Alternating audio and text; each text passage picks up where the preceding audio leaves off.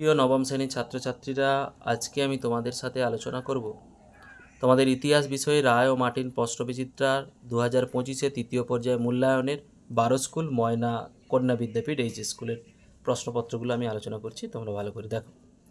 আমি রাষ্ট্র উক্তিটি বিয়ের অপশান চতুর্দশ লুইয়ের। ফ্রান্সকে ভ্রান্ত অর্থনীতির জাদুকর বলেছেন বীর অপশান অ্যাডাম স্মিথ। সন্ত্রাসের শাসন শুরু হয় এর অপশান 1793 খ্রিস্টাব্দে। আইবেরীয় উপদ্বীপ বলা হয় স্পেন ও পর্তুগালসের অঞ্চলকে। কোড নেপোলিয়ান এখনও প্রচলিত আছে এর অপশান ফ্রান্সে। নেপোলিয়ানের মস্কো অভিযানের সময় রুশ জার ছিলেন এর অপশান প্রথম আলেকজান্ডার। ফরাসি সম্রাট লুই ফিলিপ ছিলেন সির অপশান অলিয়েন্স বংশীয় রাজা। যে চুক্তি দ্বারায় বিসমার্ক জার্মানির ঐক্য সম্পন্ন করেন তা হল বীর অপশান প্রাগের সন্ধি। হেডারিক ফিলিকে কথার অর্থ হচ্ছে গুপ্ত সমিতি। সিয়ের অপশানটা। পাওয়ারলুম আবিষ্কার করেন এডমন্ড কার্টরাইটার এর অপশান। জার্মানিতে প্রথম রেলপথ প্রবর্তন হয়েছিল 1835 খ্রিস্টাব্দে। সির অপশান। নেক্সট, আধুনিক সমাজতন্ত্রবাদের জনক হলেন সির অপশান কার্ল হেনরিক মার্কস। কোন চুক্তিতে আরোপিত চুক্তি বলে মনে করা হয়? বীর অপশান ভার্সাই। সোভিয়েত পার্লামেন্টের নাম সির অপশান ডুমা। বিশ্বব্যাপী অর্থনৈতিক মহামন্দার সময়কাল হলো 1929 থেকে 31। ডি ডে বা মুক্তি দিবস বলা হয় যে দিনটিকে, সেটি হলো বীর অপশান 6 জুন। লেবেনশ্রেমস কথার অর্থ সির অপশান বাসস্থান। জোটনিরপেক্ষ আন্দোলনের নেতৃত্ব দেন সির অপশান জওহরলাল নেহেরু। বিশ্ব বিবেক প্রতিনিধি বলা হয় ডির অপশান জাতিসংঘকে। জাতিসংঘের প্রথম মহাসচিব ছিলেন সির অপশান ট্রিগভিলি। বিভাগ ঘ, এক কথায় উত্তর দাও। প্যারি কমিউন কোন দেশে প্রতিষ্ঠিত হয়? ফ্রান্সে।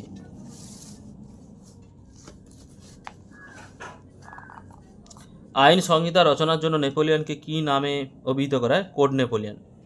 কোন শব্দ থেকে বুর্জোয়া শব্দটির উৎপত্তি ঘটেছে? ফরাসি শব্দ থেকে। কার নেতৃত্বে গঠিত হয়েছিল ফ্রান্সে অষ্টম বর্ষের সংবিধান? 1799 খ্রিস্টাব্দে নেপোলিয়ন বোনাপার্টের নেতৃত্বে। সত্য মিথ্যা?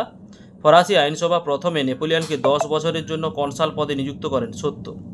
নেপোলিয়ন ওয়াটারলুর যুদ্ধে পরাজয়ের ফলে এলবা দ্বীপে নির্বাসিত হয়। মিথ্যা। অস্ট্রেলিয়ার প্রধানমন্ত্রী ছিলেন প্রিন্স মেটারনিখ। মিথ্যা। 1818 খ্রিস্টাব্দে প্রাসিয়ার নেতৃত্বে জার্মানিতে জোলবেরাইন নামক শুল্ক সংঘ প্রতিষ্ঠিত হয়। মিথ্যা।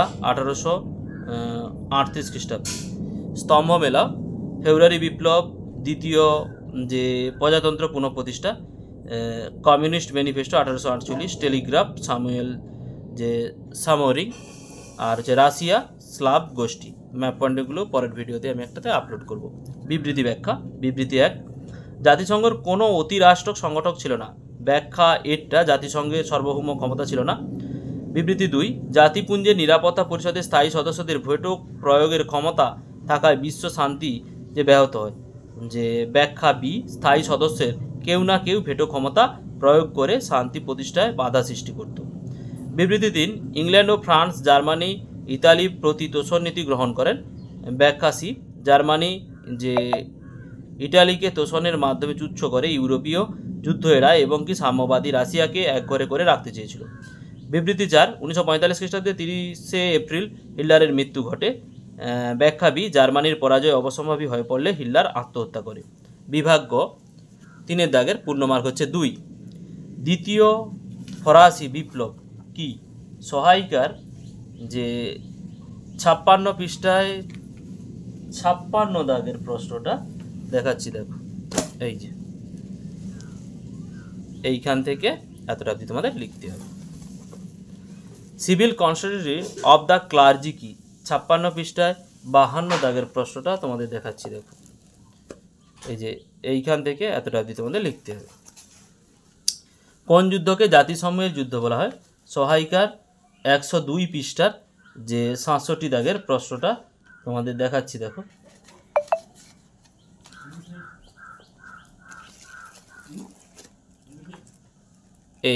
এইখান থেকে এতটা অবধি তোমাদের লিখতে হবে। নেপোলিয়নকে বিপ্লবের সন্তান বলা হয় কেন? সহায়িকার 102 পৃষ্ঠায় 73 দাগের প্রশ্নটা। এইখান থেকে লিখে পরের পৃষ্ঠার বা পাশের পৃষ্ঠার এই অবধি তোমাদের লিখতে হবে। ট্রাম্পের ঘোষণায় কি বলা হয়েছিল? সহায়িকার 156 পৃষ্ঠায় 30 দাগের প্রশ্নটা তোমাদের দেখাচ্ছি, দেখো। এই যে এইখান থেকে লিখে পরের পৃষ্ঠা এই অবধি তোমাদের লিখতে হবে। বিসমার্কের রক্ত লৌহনীতি বলতে কি বোঝে? সহায়িকার 162 পৃষ্ঠায় যে 91 দাগের প্রশ্নটা, এইখান থেকে এতটা অবধি তোমাদের লিখতে হবে। কে কেন ইংল্যান্ডকে বিশ্বের কারখানা বলেছেন? সহায়িকার 220 পৃষ্ঠায় 18 দাগের প্রশ্নটা তোমাদের দেখাচ্ছি, দেখো এই যে এইখান থেকে এতটা অবধি লিখতে হবে। আফ্রিকা মহাদেশকে অন্ধকারাচ্ছন্ন মহাদেশ বলা হয় কেন? সহায়িকার 228 পৃষ্ঠায় 111 দাগের প্রশ্নটা দেখাচ্ছি, দেখো এইখান থেকে এতটা অবধি তোমাদের লিখতে হবে। বলসেবিক ও মেনসেবিক কাদের বলা হয়? সহায়িকার 292 পৃষ্ঠার যে 12 দাগের প্রশ্নটা তোমাদের দেখাচ্ছি, দেখো এই যে এইখান থেকে লিখে পাশের পৃষ্ঠার এই অবধি তোমাদের লিখতে হবে। পাল হারবার ঘটনা কি? সহায়িকার 359 পৃষ্ঠায় 61 দাগের প্রশ্নটা দেখাচ্ছি, দেখো এই যে এইখান থেকে এতটা অবধি তোমাদের লিখতে হবে। উগ্র জাতীয়তাবাদ ও আন্তর্জাতিকতাবাদের মধ্যে দুটি পার্থক্য লেখো। সহায়িকার 361 পৃষ্ঠার 82 এবং 84 দাগের প্রশ্নটা এই যে এইখান থেকে এতটা আর 84 দাগের এইখান থেকে এতটা লিখলে পরপর হবে।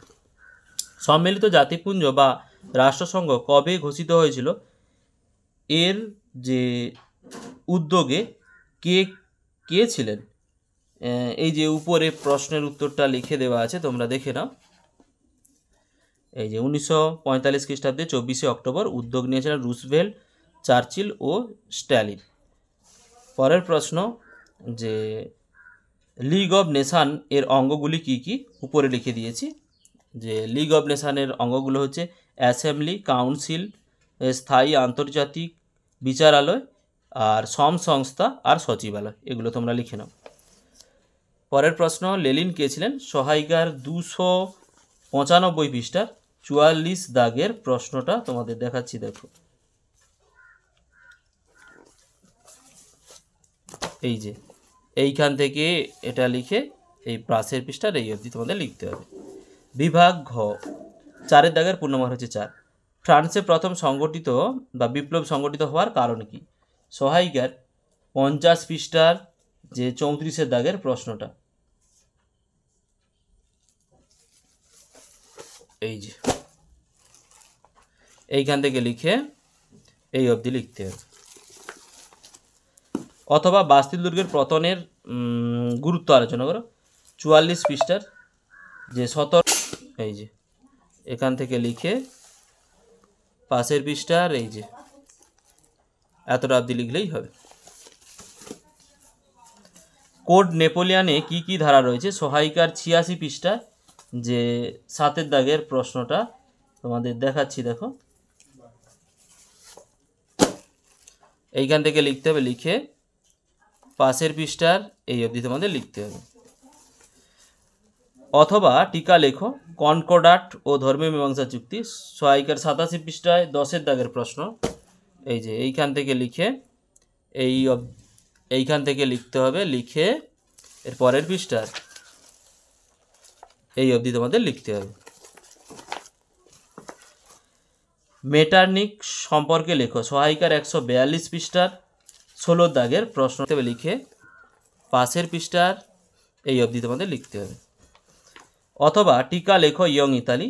সহায়িকার 146 পৃষ্ঠার 29 দাগের প্রশ্নটা তোমাদের দেখাচ্ছি, এই যে ইয়ং ইতালি এই যে এইখান থেকে লিখে পাশের পৃষ্ঠার এই অবধি তোমাদের লিখতে হবে। কোন কোন বৈজ্ঞানিক আবিষ্কার ইংল্যান্ডের সর্বপ্রথম শিল্প বিপ্লব ঘটাতে সাহায্য করে? রায় মার্টিন নতুন সহায়িকার 203 পৃষ্ঠার 6 দাগের প্রশ্নটায় তোমাদের দেখাচ্ছি, দাগের প্রশ্ন এইখান থেকে এই এতটা অবধি তোমাদের লিখতে হবে। অথবা শিল্প বিপ্লবে নারীদের ভূমিকা আলোচনা করো। সহায়িকার 208 পৃষ্ঠায় 19 দাগের যে প্রশ্নটা তোমাদের দেখাচ্ছি, দেখো এই যে এইখান থেকে লিখে পাশের পৃষ্ঠার এই অবধি লিখতে হবে। প্যারিসের শান্তি সম্মেলনে স্বাক্ষরিত বিভিন্ন সন্ধিগুলোর উল্লেখ করো। সহায়িকার 279 পৃষ্ঠার 25 দাগের প্রশ্নটা তোমাদের দেখাচ্ছি। দেখো, এই যে এইখান থেকে লিখে পরের পৃষ্ঠার এইখান থেকে এই অবধি তোমাদের লিখতে হবে।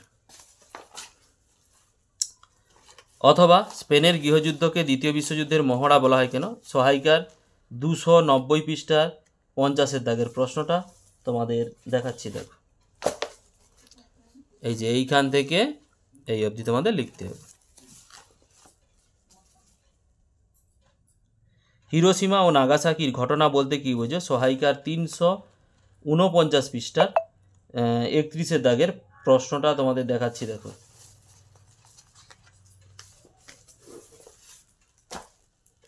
এইখান থেকে লিখতে হবে, লিখে এই অবধি তোমাদের লিখতে হবে। বিশ্বের ইতিহাসে দ্বিতীয় বিশ্বযুদ্ধের প্রভাব সম্পর্কে আলোচনা করো। সহায়িকার 353 পৃষ্ঠার 39 দাগের প্রশ্নটা তোমাদের দেখাচ্ছি। দেখো, এই যে এইখান থেকে লিখে এই অবধি তোমাদের লিখতে হবে। বিভাগ ও 5 দাগের পূর্ণমার হচ্ছে 8। প্রথম বিশ্বযুদ্ধের কারণগুলি সংক্ষেপে লেখো। সহায়িকা রায়মাটির নতুন সহায়িকা 200 পৃষ্ঠা 14 দাগের প্রশ্নটা দেখাচ্ছি। দেখো, এই যে এইখান থেকে লিখে পাশের পৃষ্ঠার এই পুরোপুরি অবধি এতটা অবধি তোমাদের লিখতে হবে। মহাদেশীয় অবরোধ ব্যবস্থা বলতে কি বোঝো? সহায়িকার 81 পৃষ্ঠায় 11 দাগের প্রশ্নটা দেখাচ্ছি। দেখো, এই যে মহাদেশীয় অবরোধ ব্যবস্থা, এইটা লিখে পরের পৃষ্ঠার এই পুরোপুরি লিখবে। ওর পাঠের কোশ্চেন আছে, নেপোলিয়নের পতনে এই ব্যবস্থা কতখানি দায়ী করেছিল? সহায়িকার 90 পৃষ্ঠায় 17 দাগের প্রশ্নটা তোমাদের দেখাচ্ছি। দেখো, এই যে নেপোলিয়নের এইটা লিখে এই অবধি তোমাদের লিখতে হবে, এখান অবধি। 1929 খ্রিস্টাব্দে অর্থনৈতিক মহামন্দার প্রধান কারণগুলো আলোচনা করো, এর ফলাফল লেখো। সহায়িকার 265 পৃষ্ঠার 14 ও 15 দাগের প্রশ্নগুলো লেখো।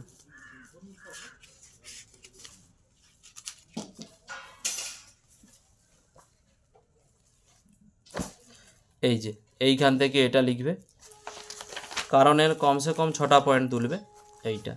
এরপরে ফলাফল, এই যে ফলাফল এর পরেরটাই তুলবে, তারও আপাতত 5টা 6টা পয়েন্ট তুলে দেবে। ঠিক আছে, পুরোটা লিখতে হবে না, 5-6টা পয়েন্ট তুললে হবে। এই এতটা অবধি। ভিডিওটি শেষ অবধি দেখার জন্য অতীতের ইতিহাসের চ্যানেলের পক্ষ থেকে সবাইকে অসংখ্য ধন্যবাদ। ফিরে আসছি পরের ব্লগ নিয়ে।